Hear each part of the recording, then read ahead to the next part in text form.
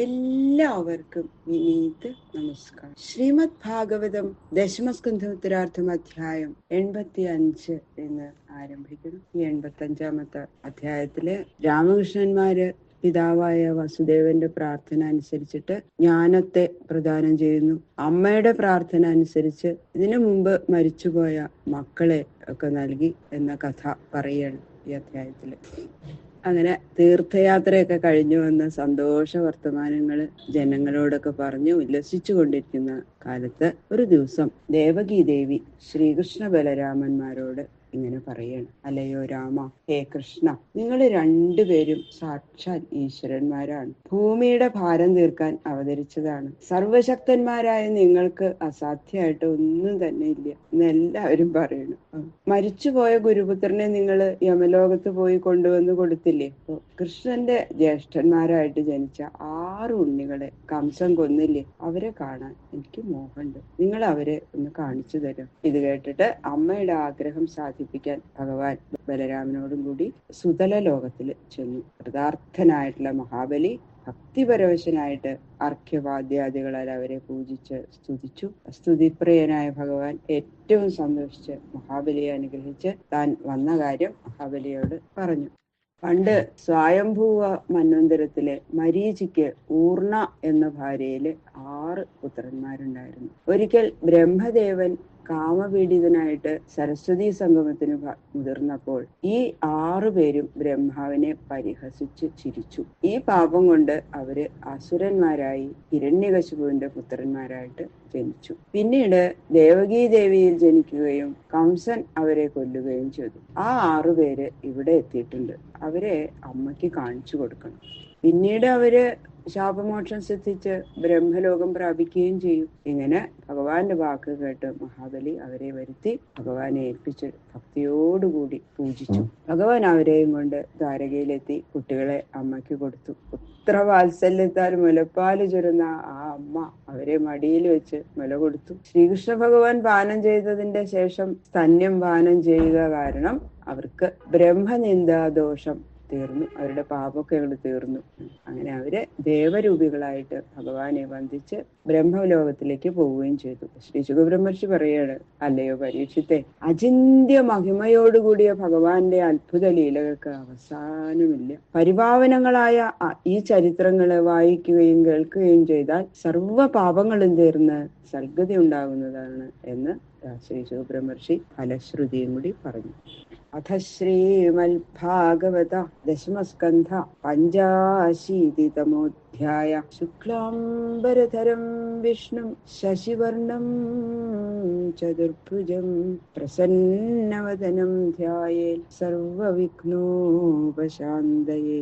ഗുരവേ സർവലോകാനാം ഭിഷജേ ഭവരോഗിണാം നിധയേ സർവവിദ്യാനാം ദക്ഷിണാമൂർത്തയേ നമഃ. നാരായണം നമസ്കൃത്യ നരം ചൈവ നരോത്തമം ദേവീം സരസ്വതീം വ്യാസം തതോ ജയമുദീരയേത്. മൂകം കരോതി വാചാലം പങ്കും ലംഘേതേ ഗിരിം യത്കൃപാതമഹം വന്ദേ പരമാനന്ദമാധവം. കഥാമയം ഭാഗവതാഭിധാനാം ഹരേ തനും ദേ ചരിതൈ ത്വദീയൈ യഥാമതി ത്വൽപരിതോഷകാമസ്തൗമി പ്രസീദ അച്യുത മാരുതേശ. യോന്ത പ്രവിശ്യ മമ വാചമിമാം പ്രസുപ്താം സഞ്ജീവയത്യാഖില ശക്തിധരസ്വധാംന അന്യാംശ്ച ഹസ്തചരണശ്രവണത്വഗാദീൻ പ്രാണാൻ നമോ ഭഗവതേ പുരുഷായ തുഭ്യം. ഗംഗണപതേ നമഃ. സംസരസ്വത്യൈ നമഃ. ഗുരുഭ്യോ നമഃ. ഓം നമോ ഭഗവതേ വാസുദേവായ. ഓം നമോ ഭഗവതേ വാസുദേവായ. ഓം നമോ ഭഗവതേ വാസുദേവായ. ശ്രീബാദരായണിരുവാച അഥൈകദാത്മജൗ പ്രാപ്തൗ കൃതപാദാഭിവന്ദനു വസുദേവോഭിനന്ദ്യാഹ പ്രീത്യാ സംഘർഷണാച്യുതൗ. ശ്രീ ശുകബ്രഹ്മർഷി പറയാണ്, തീർത്ഥയാത്ര കഴിഞ്ഞു വന്ന സന്തോഷ വർത്തമാനങ്ങള് ആ ജനങ്ങളോടൊക്കെ പറഞ്ഞിങ്ങനെ രസമായിട്ടിരിക്കുന്ന സമയത്ത് ഒരു ദിവസം ബലരാമനും കൃഷ്ണനും വസുദേവന്റെ സന്നിധിയിൽ ചെന്നിട്ട് നമസ്കരിച്ചു. അഷ്ടാംഗ നമസ്കാരം ചെയ്തു രണ്ടുപേരും. അപ്പൊ വസുദേവര് വളരെ സന്തോഷത്തോടു കൂടി അവരെ അഭിനന്ദിച്ച് ഇങ്ങനെ പറഞ്ഞു: മുനീനാം സവജ ശ്രുത്വാ പുത്രയോർധാമസൂചകം തദ്വീരേ ജാത വിശ്രംഭ പരിഭാഷ്യാഭ്യഭാഷത. തീർത്ഥയാത്രാ അവസരത്തില് മുനിമാര് ശ്രീകൃഷ്ണന്റെയും ബലരാമന്റെയും അസാധാരണ പ്രഭാവത്തെ വസുദേവനെ ധരിപ്പിച്ചിട്ടുണ്ടായിരുന്നു. ആ വാക്കൊക്കെ കേട്ടപ്പോ ആ പുത്രന്മാരുടെ പരാക്രമ പ്രവൃത്തികള് പലപ്പോഴും കണ്ടറിഞ്ഞതുകൊണ്ട് മുനിമാര് പറഞ്ഞ വാക്കിലെ വിശ്വാസം, വളരെ വിശ്വാസം തോന്നി വസുദേവർക്ക്. അപ്പൊ വസുദേവര് പുത്രന്മാരെ സംബോധന ചെയ്തുകൊണ്ട് പറയണം: കൃഷ്ണ കൃഷ്ണ മഹായോഗിൻ സംഘർഷണ സനാതന ജാനേ വാമസ്യൽ സാക്ഷാൽ പ്രധാന പുരുഷോ പരോ.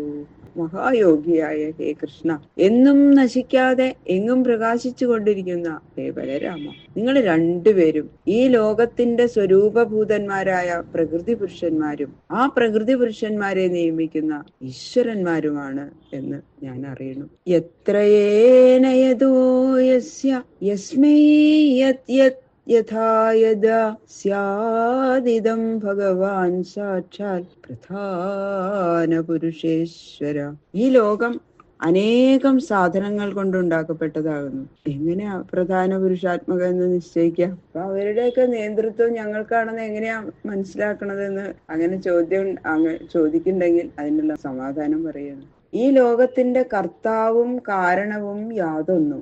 ഏതൊന്നിൽ നിന്ന് ഈ ലോകം ഉണ്ടായിരിക്കുന്നുവോ, ഏതൊരു സ്വാമിയുടെ സംബന്ധ നിമിത്തം സചേതനമായിരിക്കുന്നുവോ, ഏതൊരുവന്റെ ക്രീഡയ്ക്കായി സൃഷ്ടിക്കപ്പെട്ടിരിക്കുന്നുവോ, ഇതിനെ പ്രവർത്തിപ്പിക്കുന്ന പ്രയോജ്യ കർത്താവ് യാതൊരുവനോ, പ്രവർത്തിപ്പിക്കുന്നതിൽ നിന്നുണ്ടാകുന്ന കാര്യം യാതൊന്നും, ഏതു വിധത്തിൽ ഏതിനെ ഉണ്ടാക്കുന്നുവോ, ഏതു കാലത്തിൽ ഉണ്ടാക്കുന്നുവോ അതൊക്കെയും പ്രകൃതി പുരുഷേശ്വര സ്വരൂപനായിരിക്കുന്ന എന്തിരുവടിയാകുന്നു ഈശ്വരനാണെന്ന് അവര് പറഞ്ഞൂല മുനിമാര്. അത് പറഞ്ഞിട്ട് ശരിക്കും വിശ്വാസമായിട്ട് അതേവരെ മക്കളാണെന്നുള്ളതിലാണ് ജീവിച്ചിരുന്നത് വസുദേവരെ. അപ്പൊ ഇപ്പൊ ശരിക്കും മനസ്സിലായി അവര് ഈശ്വരന്മാരാണെന്ന്. അതുകൊണ്ടാണ് ഇങ്ങനെ സ്തുതിക്കണത്. ബലരാമനെയും കൃഷ്ണനെയും ഒക്കെ ഒന്നായിട്ട് നിശ്ചയിച്ചിട്ടാ പറയണത്. രണ്ടുപേരും ഈശ്വരന്മാരാണെന്നുള്ള മട്ടില്. അതായത് പുറമേന്ന് നോക്കുമ്പോ ഭോഗ്യം, ഭോക്താവ്, ഭോജനം എന്നീ ഭേദങ്ങളോടുകൂടിയൊക്കെ ഇരിക്കുന്നുണ്ടെങ്കിലും അവയെല്ലാമായിട്ട് വിളങ്ങുന്നത് നീ ഏകനാകയാൽ ഈ ലോകത്തിന്റെ സർവകാരണവും നിയന്താവും നീ ഏകം തന്നെയാണ് എന്ന്. അതാണ് വസുദേവര് പറഞ്ഞതിന്റെ സാരം. ഏതന്നാനാവിധം വിശ്വം ആത്മസൃഷ്ടമധോക്ഷജ ആത്മനാനുപ്രവിശ്യാത്മൻ പ്രാണോ ജീവോ വിപർഷ്യജ. ദേവൻ, ഗന്ധർവൻ, മനുഷ്യൻ, പുരുഷൻ, സ്ത്രീ, മൃഗം, പക്ഷി, വൃക്ഷം, ലത എന്നീ ബഹുവിധ രൂപങ്ങളോടുകൂടിയിരിക്കുന്ന ഈ ലോകത്തെ ഭഗവാനെ ആത്മാവാകുന്ന അധിഷ്ഠാനത്തെ നിലനിർത്തിയിരിക്കുന്നു അവിടുന്ന്. തന്നാൽ സൃഷ്ടിക്കപ്പെട്ട ഈ ലോകത്തിൽ താൻ തന്നെ അന്തര്യാമി രൂപേണ പ്രവേശിച്ച് ഈ ലോകത്തെ ധരിക്കുന്നതും പോഷിപ്പിക്കുന്നതും ഇന്ദിരുവടിയാകുന്നു. എങ്കിലും ഇന്ദിരുവടി ജന്മാദി വികാരമില്ലാത്തവനും ഇന്ദ്രിയങ്ങളാൽ കാണപ്പെടാൻ കഴിയാത്തവനുമാകുന്നു. പ്രാണാദീനാം വിശ്വസൃജാം ശക്തയോ യാ പരസ്യതാഃ പാരതന്ത്ര്യാൽ വൈസാദൃശ്യാൽ ജിദ്വയോശ്ചേഷ്ടൈവ ചേഷ്ടതാം.